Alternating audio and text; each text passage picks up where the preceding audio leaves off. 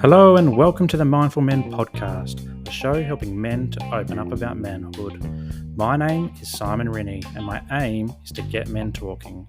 From mental health to fatherhood and everything in between, Mindful Men creates a safe space for conversation. Now, before we get into this episode, I want to say a huge thank you for joining me. It means a world for you to join me and talk about men's issues.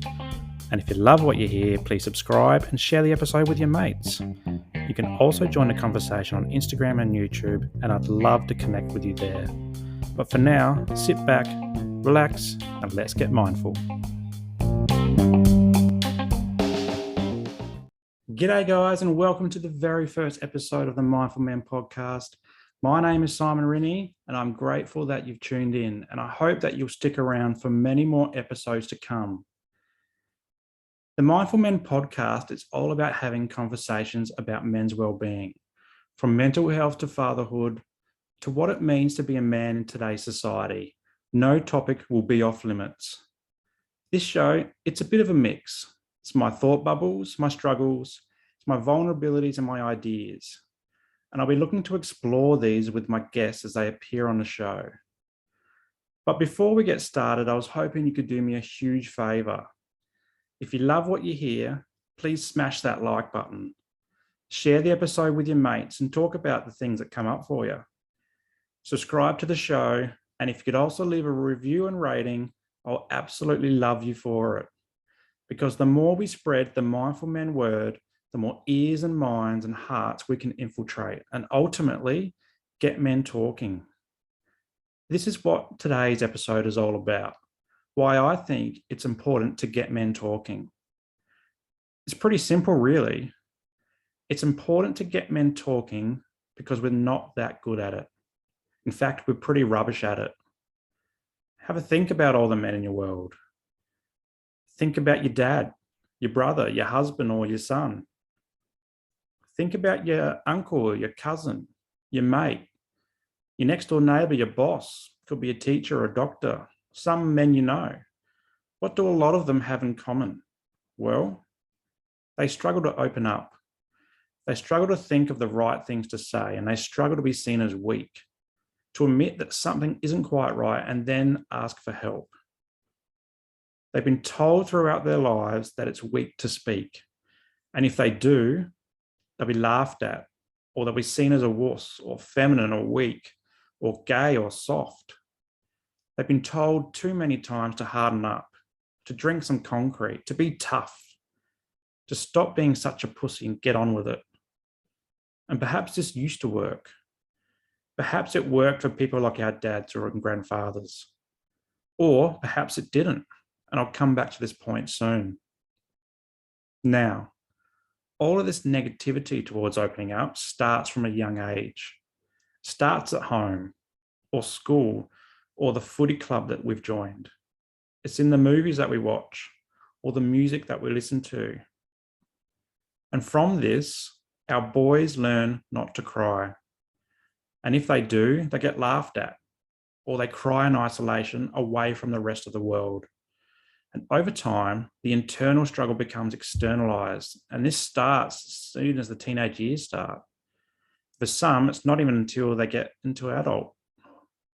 And once this happens, all hell can break loose. Because rather than talk about what's troubling us, rather than get the help that we need to work through our emotions and find a better way of expressing them, these boys and men, they project the hurt outwards.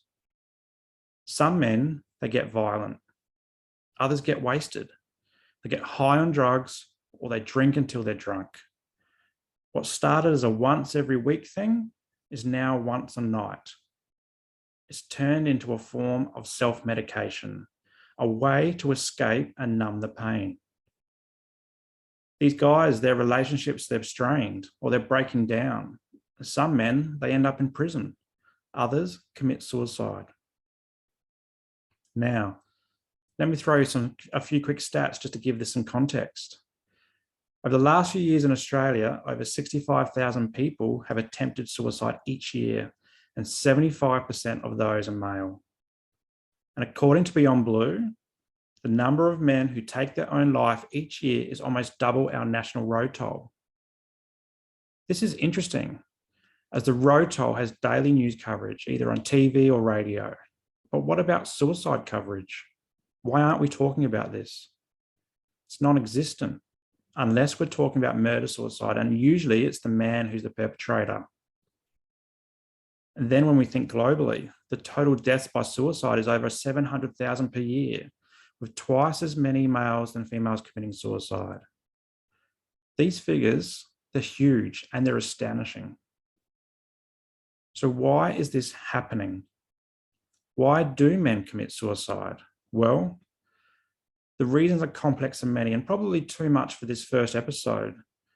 And what triggers one person might not trigger another person. But generally, it's things like stressful life events or trauma, mental and physical illness, substance abuse, poor living conditions, unemployment, underemployment, even the global pandemic like COVID. The list goes on. And now, it might be for one of these things, or it might be a whole bunch of these things that tip someone to commit suicide.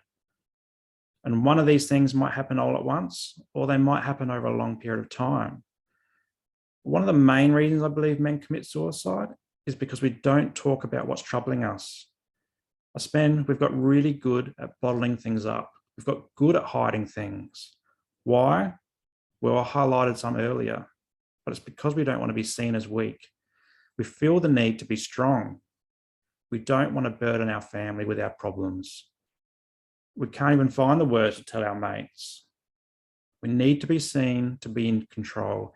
We don't want to admit that something is wrong. We need to show that we're invincible.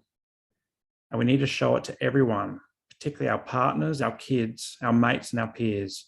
But deep down, many of us are falling apart. We're tired.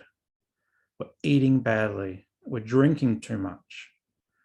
We've stopped exercising. We've stopped hanging out with our mates.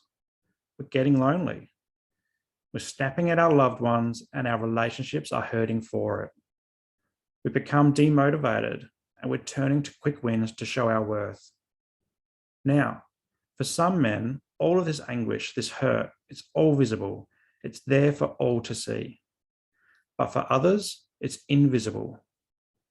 We might call them high functioning, the ones who don't seem to be fazed by the pressures that are tearing the rest of us down, the ones that keep pushing and are highly successful. But in reality, they're no more happy than the guy with 3 jobs just to keep the lights on at home and the food in the belly. Rich or poor, it doesn't matter. As I said before, we've got good at hiding things. And let's for a moment think back to our past generations, our dads and grandfathers. What did they do when someone told them to harden up, to act like a man, to stop acting like a girl? I'd say they bottled things up. And they also taught their sons to do the same. Now, imagine for a moment, what if we got good at talking about things? What if we opened up about our troubles and got the help we needed?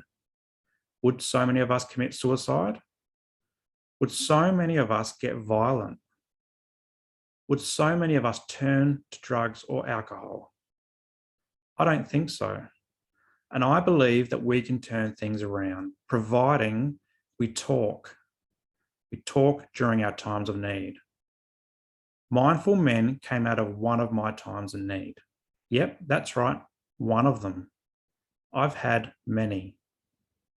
Now, I'm not proud of having multiple times of need, but I am proud of talking openly about it, because if I can do it, so can other men. So can you.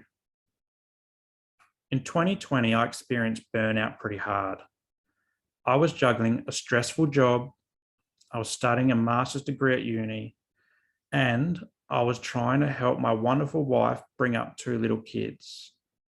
And don't forget all the COVID lockdowns too, we went through that. But all in all, I was doing this for about 3 years when I basically got to a point where I stopped functioning. Stress became too much, and coupled with my obsessive compulsive disorder, my anxiety and my depression, I broke down. I couldn't think straight. I couldn't make basic decisions.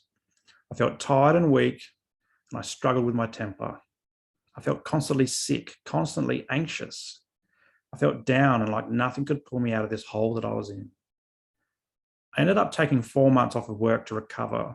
And during that time, I did some self-care. Things like walking, running, yoga, Pilates, gardening, basic stuff. I started creating music again and exploring mindfulness. I needed professional help, so I got it. I went to therapy every few weeks just to talk things through. I also needed meds, so I got them too. A few weeks into my recovery, I started thinking about how I could help other people go through what I was going through. How could I use my story to help inspire others? Well, I started the Mindful Men Instagram page. Now, at first, it was just for me. It was kind of like one of those daily affirmation spaces where I could just post about some energizing things that picked me up. But it quickly evolved. And as the follows and comments came in, I started to believe that I was doing this for more than just me, but I was doing this for men and women across the globe. And whilst I found there are a lot of people out there advocating for mental health, there are fewer doing it for men specifically. So this has become my purpose, to tell my story with the hope that it inspires boys and men to tell theirs. It's now 2021, December, and it's been about 9 months since I've been back to work. And here I am recording my very first podcast to expand the Mindful Men reach, to inspire more blokes and boys and fellas and men's and lads to talk about what's really going on, to talk about more than the footy scores on the weekend, to talk about more than the same old, to actually open up and tell it how it is. Now, I feel it's important here to highlight that the stories that this show will bring are not specific to boys and men, because mental illness happens to all of us. And this is why there'll be a few female guests here too. Through the lens of our mums and sisters, wives and daughters, I believe that we can hear new perspectives of the issues that men face. And this is important because if we see the world through a different lens, we develop new understandings. We see things differently, and sometimes we see them for the better. This is where the mindfulness of mindful men comes into play. Mindfulness to me is more than practicing the practice of mindfulness.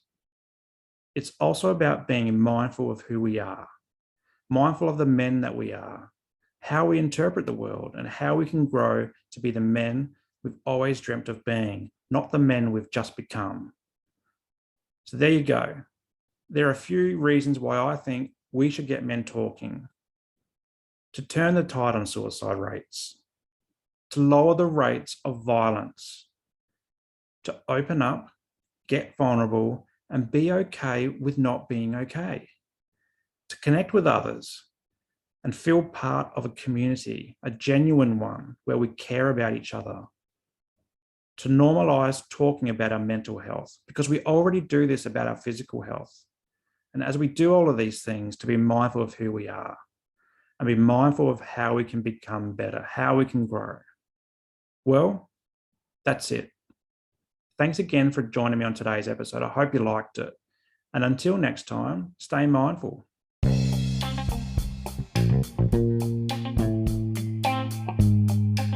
Well, that's a wrap for today's episode, and I hope you got some value from it. If anything triggered your mental health today, please reach out to your support networks. Also, if you loved what you heard, be sure to subscribe to the show and share it with your mates. For more from Mindful Men, you can check us out on Instagram and YouTube, and I'll throw the links to these pages in the show notes below. But until next time, stay mindful.